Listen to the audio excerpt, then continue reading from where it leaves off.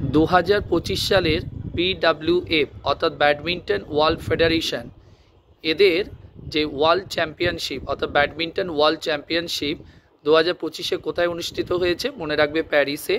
এবং এই বছরে ভারত থেকে সাত্বিক সাইরাজ রানকিরেড্ডি এবং চিরাগ শেট্টি এনারা দুজন এবারে ব্রোঞ্জ মেডেল পেয়েছেন।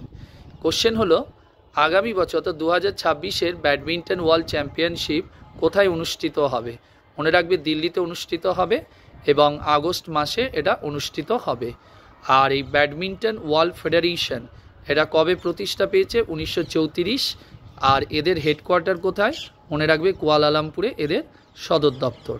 নেক্সট কোশ্চেন, সম্প্রতি ভারতের একটি রাজ্য অটাম ক্যালেন্ডার ঘোষণা করেছে তৈরি করবে।